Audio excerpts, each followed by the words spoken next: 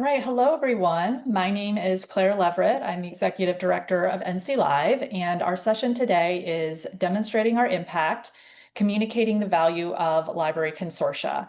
And we have three presenters today. Each of us are from different library consortia, and we'll be talking about how we are demonstrating the value of our libraries and our consortia. So I will be going first. And this is the Charleston Library Conference Code of Conduct. So NC Live is a statewide library consortium in North Carolina, and we're made up of 200 plus public and academic libraries in the state.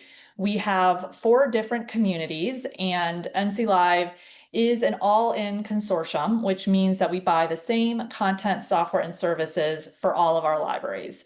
So we have the public libraries, community colleges, independent colleges and universities, and UNC system, all working together through NC Live. So our goals of doing this communicating value work is that just a major theme that we had been hearing from our member libraries recently is that they needed help communicating the value of their library in a way that people unfamiliar with libraries can understand their value and how libraries fit into the larger mission of the organization. And from NC Live's perspective, we also wanted to communicate our value on a consortial and statewide system level. We have not had a funding increase in 20 years, and so it's really important to us to raise the awareness of NC Live and the value we provide the state and all of our member institutions. So our goals are to communicate NC Live's value to our member institutions and also to our external stakeholders, as well as equip libraries with the materials and tools to share NC Live's value and their own. So first, I'm going to touch on the materials and tools that we have been working on that are aimed at our member library staff. So this is our ROI year in review document, which we send out to our member libraries every year. And we've done these documents for the past few years, but each year we make improvements in trying to communicate the data in a more usable and approachable way. So for our 2024 ROI documents, we were able to personalize the data to each library this year. So the box in the top right-hand corner of the first page shows the 2024 usage for each individual library, their top 3 resources, and active services that they are using from NC Live. And part of putting this in is kind of twofold, both to show what they're using from NC Live and also to help build awareness of all the things that we offer for them. So we're sending these documents out in this personalized manner and a personal message to each library director, which we hope adds kind of another touch point with our libraries. We used to do a document that was really just more consortial level data, and then it also had year in review data points and summary of what we've worked on that year. So we still kind of combine both of these aspects, but we received feedback that libraries thought it would be more helpful to really get that personalized data. And so that's why we started doing that work. So the goal is to not only show value through cost avoidance for our collections, but also show the value through all the other programs and services that NC Live offers, which are a little harder to quantify that value, but we hope by at least showing what they are on this one-page document, it kind of builds that awareness. And we have received really positive feedback from libraries that they've been using these documents with their campus leadership to explain what NC Live is and show the value that they're getting from their participation. Our plans for this upcoming year are to add more institutional level data and also create versions of this to send to our system level offices for each of NC Live's communities of interest. So based on our overwhelming feedback from library staff for help with communicating value, we recently had a webinar learning series on demonstrating value, and it was a hugely popular training series. We had around 800 plus attendees, and our speakers were library staff from our member institutions. Some of our different sessions included strengthening public library support through strategic partnerships, demonstrating libraries' values to campus stakeholders at private universities, turning data into a value story, and then supporting student success through the library's role in the QEP process. So all of these different types of sessions aimed at both our public and our academic libraries, and really trying to get a diversity in the types of sessions that we had for our different types of libraries.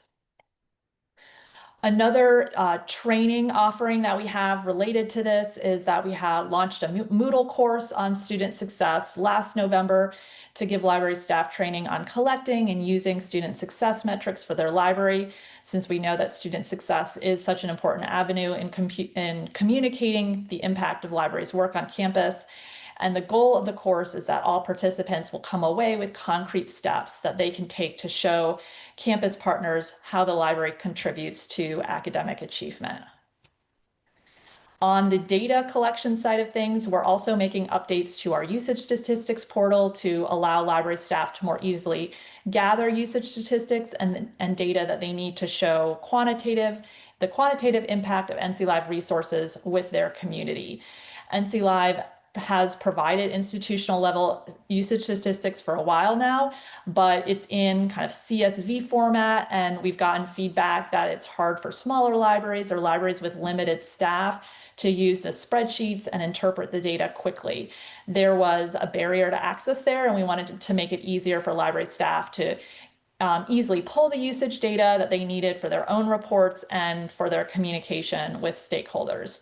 So in the updated usage statistics portal, there will be features such as a quick report with NC Live's recommended metrics. There'll be usage data, highlights from the past month that are kind of immediately laid out on the page, so you don't need to download the report. And there will also be preloaded peer comparisons, so you can easily pull the usage data for benchmarking. And we'll also have like a quick view to see your top 5 used resources, and hopefully visualizations as well that you can download to put into a report. So the goal is just to really make it as easy as possible for library staff to get this data without having to spend that extra staff time to do it. So along with providing materials for libraries, we've also been working on our materials and messaging for external stakeholders. This is one of the metrics that we pull to communicate with people unfamiliar with libraries. What does a digital library mean? What does it contain? It can be kind of hard to conceptualize. And so we pulled the number of item level records contained in all NC Live's collections to really communicate the depth of NC Live's offerings and really kind of wow people about just the size that is contained in a digital library. We've also been continuing work on collecting community stories of people that have been positively impacted by NC Live and how access to these resources has made a difference in their lives. We've added these community stories on our one-pager and our impact website, and we've called on libraries to help us collect these stories, but ultimately most of them came from a survey that we put on our website, because our website also serves as a discovery portal for our centrally licensed resources. So once people responded to the survey and said that they'd be willing to contribute to a story, we followed up with them and asked them a few questions about how they were using NC Live resources. But this is something that we're continuing to work on and would love to keep collecting more of these stories. So we made these one-pagers to communicate kind of the high-level value of NC Live and how our work aligns with priorities in North Carolina right now. So these one-pagers are very much targeted towards people who are unfamiliar with libraries, who want to understand at kind of a high level what NC Live is doing and the impact that we're having. So priorities in North Carolina that we're trying to address through this one-pager are things such as healthcare and nursing education and workforce development. We've also added high-level metrics that communicate the cost savings and impact in the state and the value of NC Live as a provider of equal access to information across the state's public and academic institutions. And we've tried to balance both that quantitative data, such as cost savings, along with the user stories and more qualitative data. We also received requests from libraries to make this one-pager into a customizable template so that they could use it and share with their stakeholders. So we turned it into a Canva template that they can then download and add with their own patron stories. And we also made versions with tailored messaging to each of our 4 different communities, depending on the specific priorities of those communities. And we put this template along with our other promotional materials on our website so that libraries can easily access it and download it. So in terms of next steps, we have established a communicating value task force that is actually based on the work of Pascal, which we'll hear about next. And in this task force, we're looking at creating more template materials that libraries can use with their stakeholders, things like slides, one-pagers, talking points, just trying to increase the variety of materials that we have. And for the task force, we have recruited a member from each of our communities of interest, so we make sure to get those different perspectives represented in the materials that we're creating. And lastly, I'm also thinking about other metrics that we can collect, which would further illustrate the value that we provide at a consortial level. So things such as the specific NC Live resources that are used for accreditation, the percentage of member libraries that get a majority of their e-resources from NC Live, since we do have so many small libraries. Trying to think about, are there student success metrics that we can collect at the consortial level, and adding in cost avoidance numbers for economic development resources, since we do buy a couple of small business resources, and also thinking about cost avoidance for centralized services such as training and infrastructure software. These are still kind of ideas floating around that I haven't completely found the right way to quantify some of these numbers, but it's something that I'm thinking about and trying to find the data to demonstrate these things. So that's it for me. Thank you so much for listening, and happy to answer any questions at the end when we're in the online room with everyone. Thank you. And I'll pass it over to Ellen. Thank you, Claire. Let me quickly share my slides.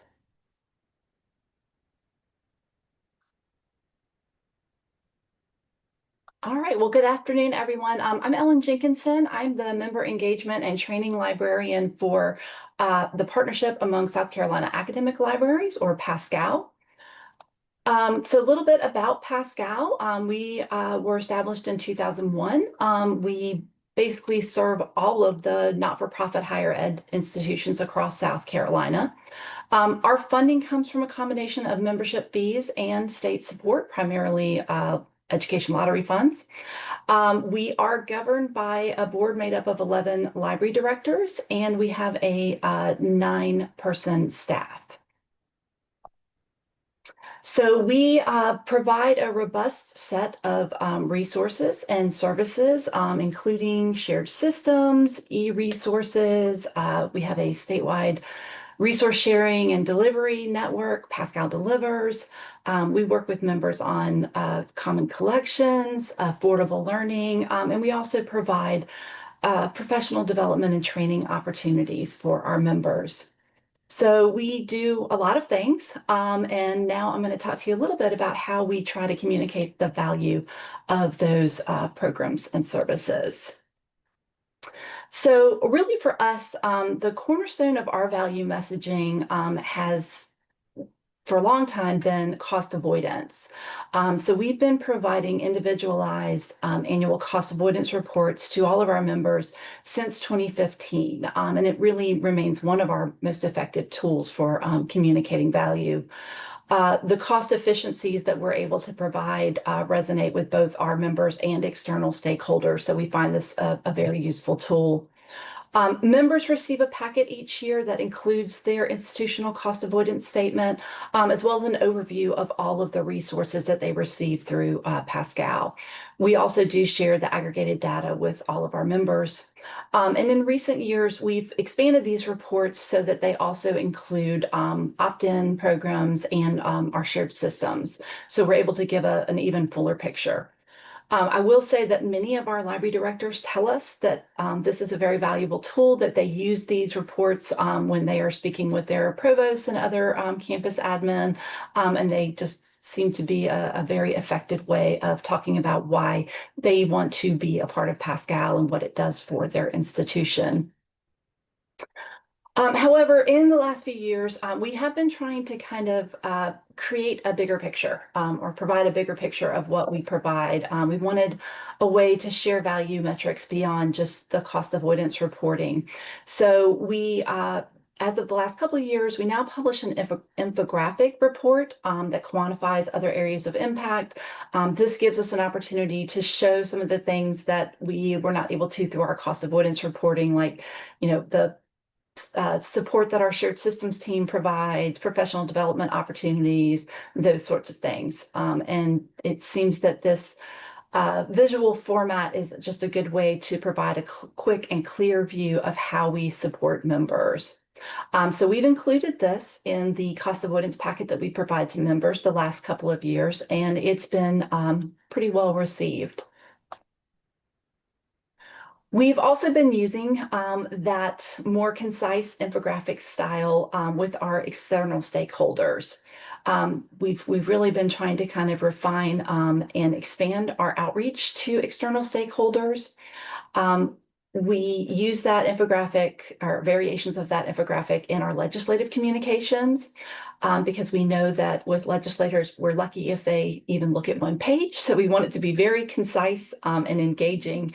I will say for us, our budget request is handled through our fiscal agent, the Commission on Higher Ed, and we are really only able to provide very limited supporting materials for that. So we find that the one pager is very effective. And we've gotten good feedback from the Commission on Higher Ed that it's well received. We used to provide very lengthy, text-heavy reports that I don't think anyone ever read. So this is a better format for us. Another tactic that we are trying with our external stakeholders is to provide tailored annual reports for some of our partner agencies and organizations for the various sectors that make up our membership. So, for example, the technical college system, the independent institutions. So you see here an example of one of those. And we are really hoping with these sort of sector reports to strengthen our partnerships and encourage them to advocate for us during the budget process. So these reports combine infographics, data tables, and testimonials just to really highlight what those individual sectors are receiving through Pascal. I also want to talk to you about some of the work that we're doing with our members. So in 2024, we found our libraries were facing increasing pressures, and it kind of prompted a shift in our consortium. Rather than just focusing on communicating our own value, we realized we needed to better support our members in communicating library value. So in September of 2024, we launched an impact and advocacy task force charged with developing a framework to communicate the value of South Carolina academic libraries and Pascal's role in supporting them. I will say we were really pleased by the initial response. This was something that was kind of new for our consortium, and we had a large group of volunteers representing all of our institution types, and we even had a couple of board members who stepped in to co-chair and serve as champions for this project. So this group got to work last fall, and after some initial information gathering, for example, through focus groups and questionnaires, the task force kind of created a toolkit. They put together core talking points about the value of libraries that could really be kind of taken like in a menu format. Members could pick and choose the talking points that work for them. They could customize them for different types of institutions. They also developed a small suite of ready-to-use and customizable materials that were all sort of centered around those talking points. And in January of 2025, we launched a marketing campaign. We basically established a timeline that aligned with the legislative session and really tried to coordinate messaging throughout that process. So here you can see a couple of examples from our members, that some of the materials that they used in social media and slides and things like that. Really, our goal with this campaign was simple. We wanted to use those talking points and materials to really just share those messages on repeat. We wanted as many people as possible sharing the same talking points, the same messages, and particularly on the campuses, we really were hoping to expand support for Pascal beyond the libraries. So we had broad participation, and we'll be relaunching that again for the current budget cycle, and we hope to have even more members participate this year. Another thing that we worked on with our task force was soliciting impact stories from students, faculty, and library staff, similar to, I think, the community stories that Claire shared that NC Live has collected. We really wanted some qualitative data, some kind of compelling stories about the impact of libraries. So we created a short feedback form, and we shared that through our own channels, which we have tried to do in the past. But for us, it was much more effective working with our task force and having our members share this testimonial form and try to solicit those stories.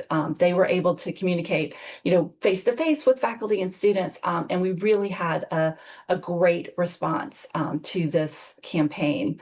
We received, I think, over 100 stories, responses just in the first couple of months, and some really great statements that we've been able to use in our annual reports, our segment reports, social media, etc.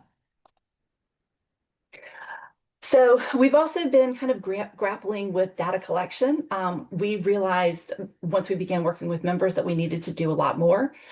We are also kind of facing the fact that we relied heavily on iPads data. And as you probably know, the academic library component is no longer part of iPads. So we were really worried about kind of closing that gap. We also, because we run a shared system, we really wanted to do more to leverage our shared technology to help automate data, standardize reporting where possible, and we wanted to be able to use data to better inform and advocate. So one of the things that we've really been focused on since the summer is sort of just developing a framework for this. We have been our task force has put together a consortia-wide data collection framework. So we have a form and different ways that members can submit data, similar to what they would have submitted via iPads or ACRL. And we're using that to begin to put together dashboards, both for our members that they can use in their own messaging, because they can filter to their own institution and use some of those dashboard views in their own communications or embed them in a website or LibGuide. But we're also kind of trying to create public-facing dashboards to show the sort of high-level impact of libraries across the state. So this is still a work in progress, but essentially we're going to be kind of keeping using our form to collect the same sort of data that our libraries are submitting to ACRL, along with some custom questions for our consortium. And we know that member buy-in is going to be critical. So again, we're trying to not only use this to talk to our external stakeholders about Pascal, but to provide these tools for our members so they can use it in their own communication. One other tool that we've been working on, and this is something that came out as a request out of our focus groups that we did, is providing a customizable impact report template. So we have a lot of very small libraries. They don't really have the staff or the time to dedicate to kind of creating infographics and things like that. So they wanted just a simple template. So we are using Canva templates. It's been a very effective tool for us with our marketing campaigns, so we thought we would try that again for the impact templates.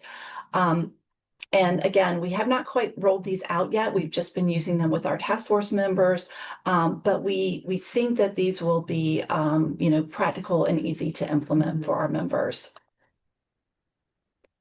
One other thing that we've been trying to do is just to kind of elevate the conversations around demonstrating impact, get as many people as possible involved in this.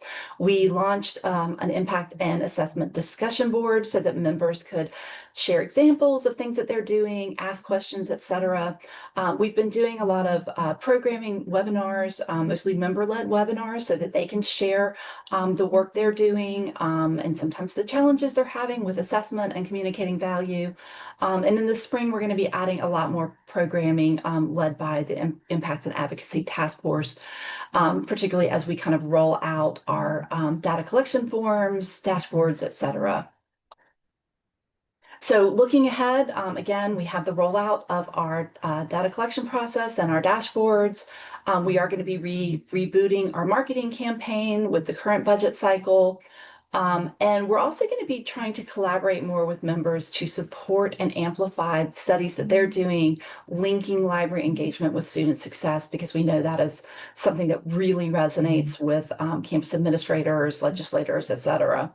And then we're also hoping to expand our individualized reports to kind of include more granular program metrics. So things like, providing members with a better snapshot of, how many tickets were closed for them, how many hours of professional development did their staff get to participate in, and some other things like that. So I think that is about it for me. Thank you all, and please do share your questions or feel free to contact me if you'd like to talk more. And with that, I'm going to end sharing and turn it over to Mara.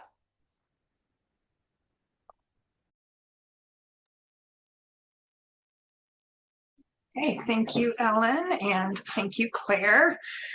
I am going to share my screen right now. All right, my name is Mara Hadaway, and I am the Business Systems and Marketing Manager for ATLA. And ATLA is the American Theological Library Association. We do prefer to just be called ATLA, though. And the mission of ATLA is to foster the study of theology and religion by enhancing the development of theological and religious studies libraries and librarianship. Our fiscal year 25 total membership was 610. We have 278 individual members and 332 institutional members. Some of the benefits that we offer institutional members are annual conference discount, membership bundling. We have a serials exchange, reciprocal borrowing, ebook lending, and digital library program. We also have the CRRA program, which was the Catholic Research and Resources Alliance, which officially became part of ATLA in 2024. We offer grants for consultation services, OERs, regional group programs, digitization, and impact grants for libraries and librarians, and we have a professional development and collaboration opportunities for institutional staff as well.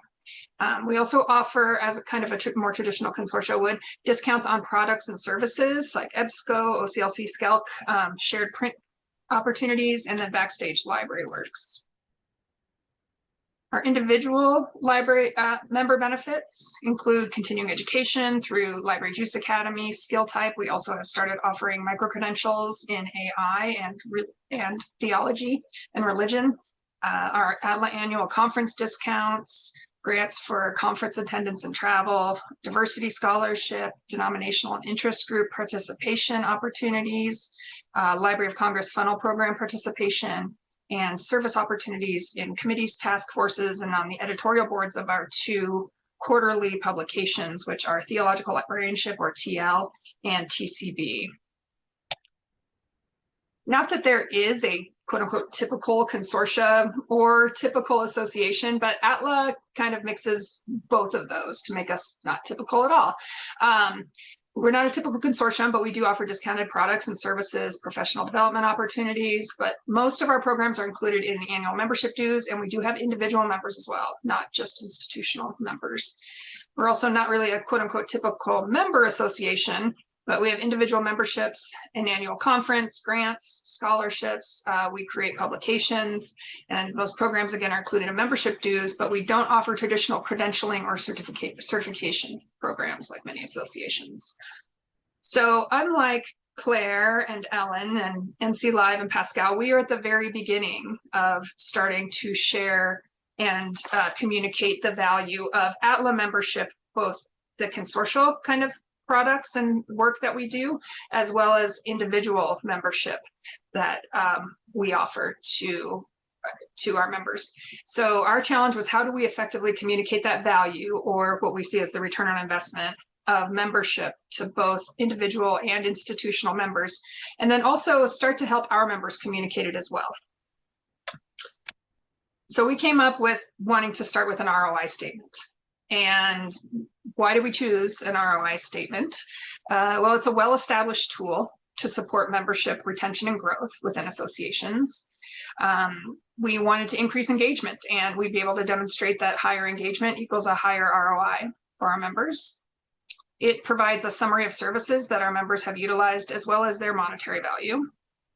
And we also thought it would help our institutional members in particular make the case with their administration for continued ATLA membership, and also just making the intrinsic value of an ATLA membership more tangible, which is something I think that particularly in small religion and theology libraries and librarians kind of struggle with demonstrating that value to their institutions. So our goal was to deliver individualized ROI statements to all of our individual and institutional members as part of the 2025 to 2026 membership campaign, which is just now wrapping up as we're recording this session. The planning phase came first. Doing our research, we turned to ASAE, the American Society for Association Executives, AIIM, as well as the ROI Institute, for some guides to help us get started and thinking about how we wanted to work on gathering and calculating and communicating an ROI to our members. We also took a look at what other consortia were doing. The iCult Consortial Awareness Group, or CAG, offered a series of webinars and informative sessions over the past year from libraries around the country, library consortia around the country, and we kind of learned what other people were doing, other folks were doing. Then we also looked at what Carly, the Washington State Library, Minitex, IHLS, Texas Library Consortium, among others, had done, so that we could get a good idea of where we wanted to go for this first iteration. And then also, of course, we had to see what data do we have. So we started collecting and looking at all the information that we had on our members. We determined our scope, which was, we wanted to determine what measurables we wanted for inclusion in this first phase. We knew we didn't necessarily want to include every bit of data that we have about our individual institutional members, but we did want to provide a good, solid core of data elements to share in this first ROI. And then also, what was our delivery mechanism going to be? Because this was our first one, we kept it really simple. We did all of our calculations in Excel and used the data that we had. And then we did a mail merge, and we are emailing PDF ROI statements to our members for this first year. The timeline, we have a membership term annually of 9/1 to 8/31. So over the summer, we started working on calculations, what to include, how we wanted to visualize these things and look at them. Then in August, we wanted one communication to go out with our first membership renewal notice. And it was kind of an example of what we were working on for our members. And then in October, our second communication would be the individually tailored ROI statements for each individual member and institutional member. October is when our grace period for membership ends. So we were hoping that we could grab the last few stragglers of in the membership renewal cycle and maybe grab a few more before their grace period ran out on November 1st. Data and calculations, we use Nimble AMS, which is a flavor of Salesforce. So to get the dollars and the just business transactions, we had a lot at our fingertips. Membership records, orders, registrations for conferences, grants, proposals for conference, committee memberships, and then also participation in our programs were available to us in Nimble. Then we thought that it was very important to include advocacy, because a lot of what we as an association and Consortia do is advocate through our partnerships, through presentations that we do, through conferences, not just in a political advocacy sense, but in a presence. And we used our member surveys that we release quarterly and to give us a guide for where to go with calculating what that advocacy was. And 70% of our members agree or strongly agree that ATLA helps them demonstrate their value internally at their institutions. And that, like I said, our involvement in accrediting bodies, associations, our global networking was also valuable to them. So knowing that we had that 70%, we developed our advocacy formula from the Clareby guidance and article. And we kept our calculations very conservative. We did not want to we didn't want to make our contributions look bigger than they were. We wanted to make sure that we were conservative and realistic. Some of our other programs that we included were pretty easy to gather data about. For a reciprocal borrowing program, we used an expected use probability formula for the members that participate, including purchase costs, what ILL might cost. We used staff time and rate, and our sources for that were the Washington State Library, Minitex, IHLS, and the Texas Library Consortium, who have done this kind of background work. Then our serials exchange program, we leveraged an availability use formula with number of accessible items in the exchange, the average replacement cost for those items, and then the expected use probability. And we had 5 years of data to work from in order to come up with those numbers. So that's just how we came up with some of our return on investment data points that we wanted to share with our members. Our first communication was examples. We used real institutions, real individual members, but we just kept them as institution 1, 2, 3, individual 1, 2, 3. And that was in our first renewal notice, so that we let our members know that we were working on this for them, and that what we were working on so far was showing a very positive return on investment for them. As you can see, even an institution that is quite small, paying only $330 a year, utilizes almost $1,000 in benefits. And an individual who is paying $82 a year, but really participating, taking advantage of the professional development opportunities and the other programs we offer, was recognizing a $4,504 return on investment, so over 5,000%. And these are conservative numbers. So we knew this was going to be very positive for our members, and that they were going to look at that and say, wow, this is great. I'm looking forward to seeing what my institutions or my personal return on investment is.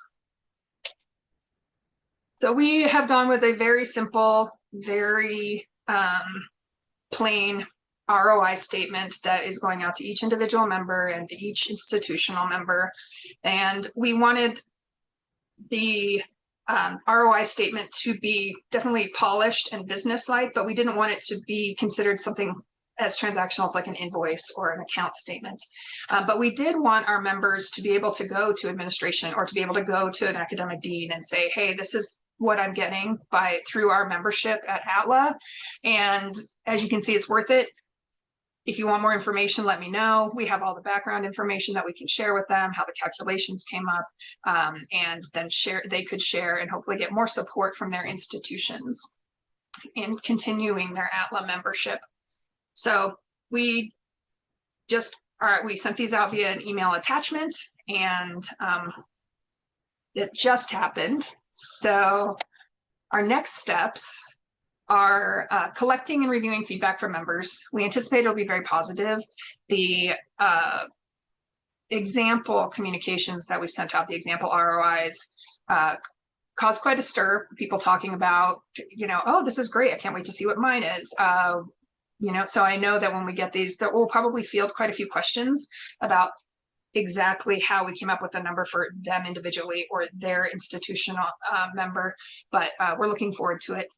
And then we'll probably absolutely review our internal process, what we could do better, and how we can make this less labor intensive. This one was very labor intensive. We knew it would be, but we wanted to see how things shook out and what the feedback was before we made it more of a formalized and system, more automated process, less manually automated, shall we say.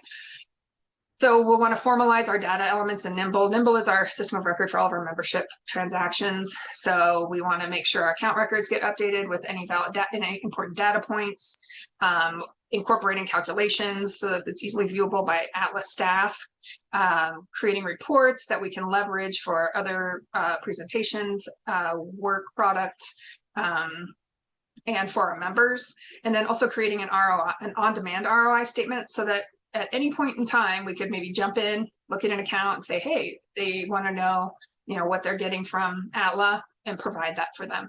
Ideally, we'll also be able to provide this for them in the member portal, which will be coming up in a few years. We have or a year, maybe. We have a member portal right now, but it's not as dynamic as we would like it to be. So we're working on that.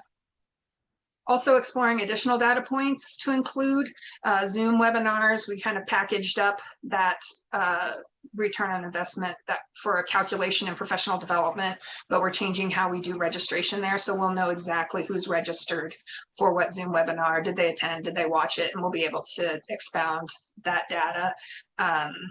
Interest in denominational group participation, which we have leveraged listserv participation for. We recently launched Gather, which is our member networking portal, and it is attached to our Nimble AMS. It's replacing all of our listservs eventually over the next year, and we know we'll be able to get a lot of really great information and data about who's engaging, what those topics are, what people are looking for, and that's already tied into our AMS. So hopefully being able to share that information to inform our program development and also to share this information with our members in the future. And then we really want to up our game. Claire and Ellen, they've been on the road for a few years now at NC Live and at Pascal, and so have a lot of other library consortia doing great stuff. And we are really looking forward to getting further along the road with some infographics, some higher level reporting, and more options to present the return on investment for our members. And then also incorporating member stories, something that we really want to start doing as well. And that's it for me. I think that wraps up our presentation, and we will be taking questions for the remainder of the presentation.